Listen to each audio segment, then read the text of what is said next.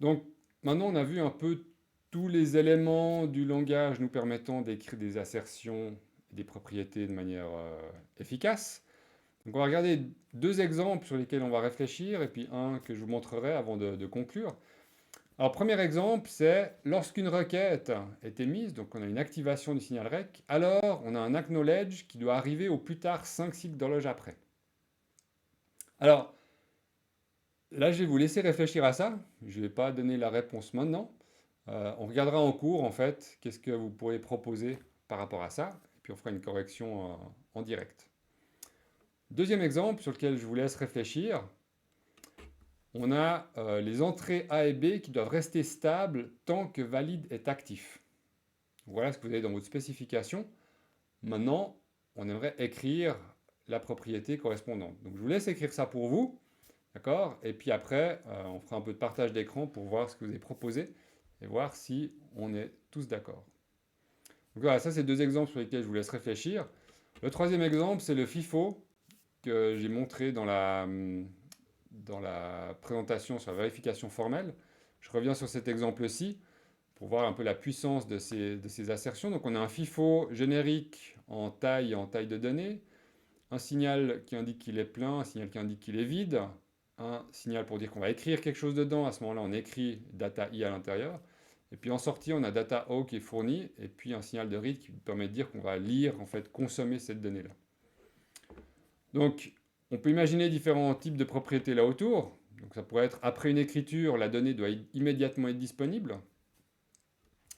Ça peut être MTO est à 1 si le FIFO est vide, full est à 1 si le FIFO est plein.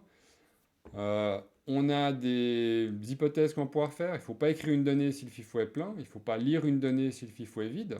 Donc ça, c'est tous des éléments qu'on pourrait retrouver dans une spécification de notre FIFO. Donc si je reprends cette première phrase, en fait, après une écriture, la donnée doit être immédiatement disponible. Alors ça peut être pour un FIFO particulier, donc ça ne serait pas forcément le cas pour n'importe quel type de FIFO. Voilà comment est-ce que je vais pouvoir l'écrire. Je lui donne un petit nom. Alors le petit nom ici, il est relativement long. C'est assez pertinent de donner des noms justement pertinents dans le sens où après, lorsqu'on fait la vérification formelle ou de la simulation, ben, c'est des noms qu'on va retrouver en fait dans nos fenêtres. Et plutôt que d'écrire assert 0, assert 1, assert 2, là j'aurai quelque chose qui sera intéressant parce que si elle est invalidée, ben, je verrai qu'elle sera en rouge et à ce moment-là, si j'écris assert not empty after write, ça me dira qu'est-ce qui se passe de pas bien. Là, j'ai une propriété sur flanc montant d'horloge qui me dit si j'ai une écriture, alors au cycle suivant, empty n'a pas le droit d'être à 0. Tout simplement. Et ça va me dire que j'ai une donnée qui est disponible. C'est une manière de d'énoncer cela. Euh, pour la preuve de la suite, en fait, j'aurais besoin de compteurs. Donc ça, c'est des choses que j'ai le droit de mettre en fait dans un module dans lequel je vais écrire des assertions. J'ai le droit de me définir des éléments que j'utiliserai. En l'occurrence ici, je me définis un compteur d'écriture. Donc chaque fois que j'écris, j'incrémente ce compteur. Chaque fois que je lis, j'incrémente un autre compteur. Et je vais pouvoir les utiliser en fait ensuite dans des assertions particulières. Ça va m'être utile pour l'assertion sur le signal full. Quand est-ce que c'est plein? Eh bien, en fait, c'est plein lorsque j'ai fait FIFO size plus d'écriture par rapport au nombre de lectures qui ont été faites. Donc, les lectures ont un retard correspondant à la taille du FIFO. Donc, simplement, c'est ça. Sur le flanc montant, full O doit être égal au fait que le compteur d'écriture, c'est le compteur de lecture plus FIFO size. Et voilà, tout simplement. J'ai énoncé quelque chose d'assez complexe en fait, juste avec ça. Ce qui est intéressant, c'est que du coup, si je fais de la vérification formelle, je n'ai pas forcément besoin de faire justement une simulation complète d'un test bench et vérifier plein de choses. J'ai juste ça, et puis le système va pouvoir me valider que c'est toujours juste. Et j'utilise ensuite ici ma propriété dans un insert. Empty, quand est-ce que c'est vide? Ben, c'est vide lorsque les deux compteurs sont égaux. Si j'ai autant de lecture que d'écriture, ben, c'est que mon FIFO il est vide. Voilà, c'est tout simple à écrire comme ça. Et puis, là où c'est un peu costaud, c'est pour l'intégrité des données. Donc là, j'aimerais vérifier en fait que ma énième donnée en sortie, c'est la énième donnée que j'ai écrite. Alors là, c'est un peu plus costaud. J'ai une double implication avec sauvegarde de variables locales. Donc là, on est clairement sur des assertions avancées.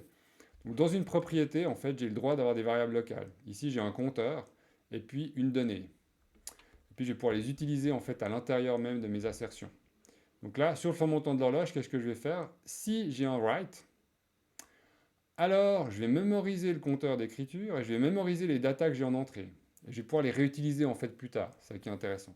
Et donc, si j'ai un write, ça implique qu'à partir du cycle suivant, je me permets d'attendre un nombre infini de cycles d'horloge, si nécessaire, et à partir du moment où j'observe un read et que le compteur de lecture il est égal à, à la énième écriture que j'ai faite, puisque j'ai stocké ici la valeur de mon compteur d'écriture, si j'ai ceci, donc j'ai une lecture et c'est ma énième lecture, alors immédiatement j'aimerais que les datas que j'ai en sortie, ça soit les datas que j'ai collectées ici lors de mon écriture. Donc là, j'ai un comportement qui est clairement un comportement assez conséquent. J'ai écrit en assez peu de lignes. Alors, je ne vous cache pas que c'est pas 1 minute et demie pour écrire tout ça et être sûr que ça marche. Mais là, j'ai quelque chose qui me permet de valider l'intégrité des données que j'ai dans mon FIFO de manière assez élégante en fait, puis aussi d'une manière très différente de ce qu'on ferait dans un test bench ou dans un design. Ce qui permet en fait de confronter deux manières différentes de penser le design. Ce qui est plutôt une bonne chose en fait en termes de vérification. Voilà, puis on peut imaginer d'autres. Pardon, c'est les hypothèses que j'ai faites.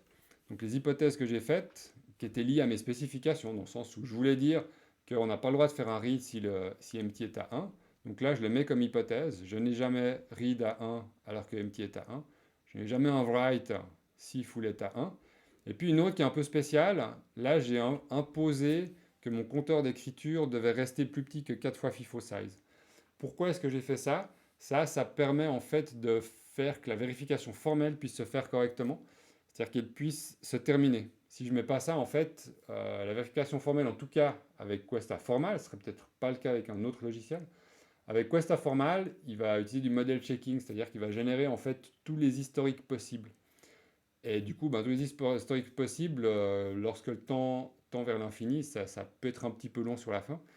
Et donc là, artificiellement, en fait, je bloque l'espace de recherche du système en me disant si je considère que formellement tout se passe bien pour un nombre d'écritures correspondant à 4 fois mon FIFO, bah, il y a de bonnes chances que ça soit bon pour la suite.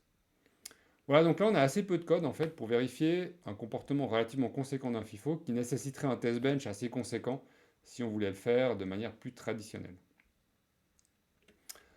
Alors, les assertions là qu'on a, on peut les utiliser dans de la simulation, d'accord? Donc, vous pouvez placer des assertions System Verilog dans votre code, que ce soit dans la partie design ou dans la partie test bench. D'accord? Et donc, elles seront évaluées pendant la simulation. C'est-à-dire qu'au fur et à mesure que le simulateur avance, il va vérifier est-ce que les parties gauche de mes implications sont vérifiées. Si c'est le cas, alors je commence à vérifier la partie droite.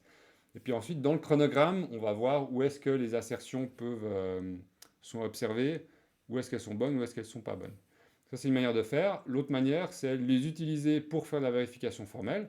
En l'occurrence, il y a plusieurs logiciels qui existent. Celui que moi je connais, c'est Questa Formal. Et donc, lui, il va nous permettre de valider formellement que nos assertions sont bonnes par rapport au design qu'on va donner. Là encore, par rapport à Questa Formal, on peut scripter les choses, c'est-à-dire qu'on peut avoir un script qui lance la vérification formelle. C'est ce que vous avez en fait dans les exemples que je vous fournis, ce qui permet d'automatiser les choses en fait assez agréablement.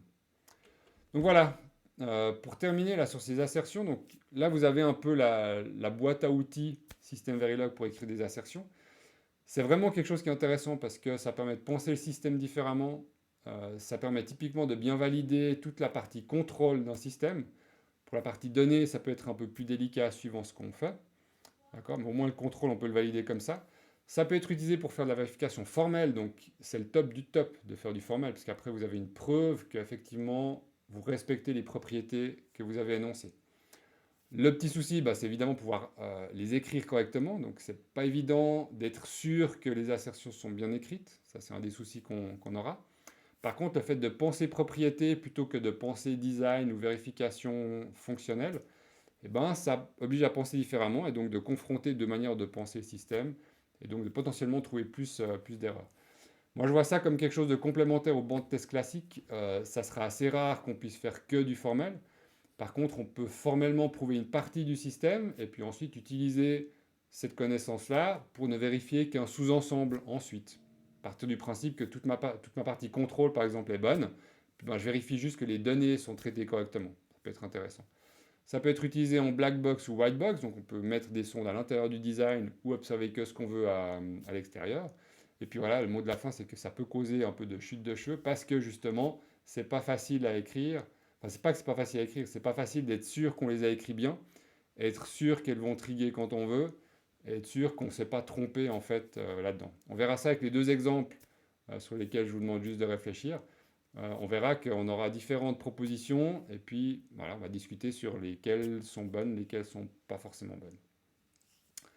Donc avec ça, vous avez une bonne introduction sur ces assertions. On fera des exercices concrets là-dessus, d'accord, pour les mettre en pratique, puisque sans mettre ça en pratique, c'est un petit peu difficile d'appréhender un peu ce qu'on peut faire avec tout ça.